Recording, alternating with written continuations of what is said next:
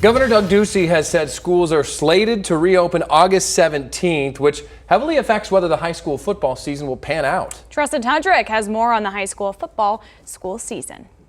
Per the AIA, for sports to happen in the fall, schools need to be operating in person. That's standard across the state, but summer team workouts operate on district rules, meaning their own terms, and every district has their high school football team working out in different capacities.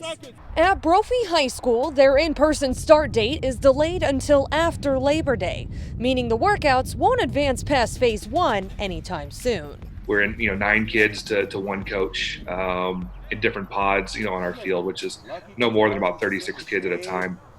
And, ultimately, that's not how football is played like that. Given Brophy's predicament, being ready to play full contact football by September 11th would be highly unlikely. If we're going to be in phase 1 during that time between August 17th and September 8th, how can we move through different phases of football to be able to play a game September 11th when our varsity is supposed to play? The odds are that, come kickoff for that first game, again, September 11th for us, September 9th for our freshmen, and the 10th for our JV, that we wouldn't be able to play, on that calendar. At Saguaro, the SaberCats are slated to begin in-person schooling on August 17th, on track to compete in their first game on September 11th. But a month and a half out, things are still focused on conditioning.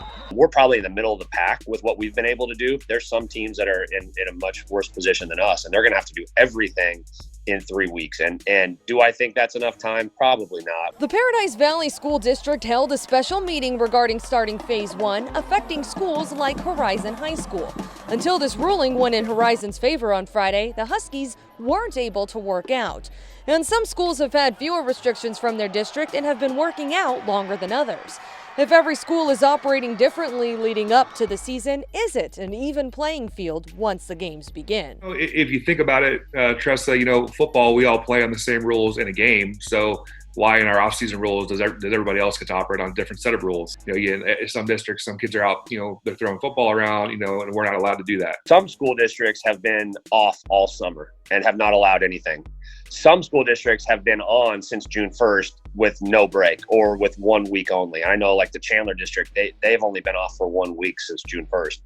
We started June 8th. We were on for 2.5 weeks, then we got shut down for 3.5 weeks. So I think there's some discrepancies as far as the development of players in certain programs. And so that's where I think there's some concern. The AIA sent out a questionnaire to football coaches across the state to further discuss the season moving forward as a whole. I'm Tressa Tudrick for Arizona's Family.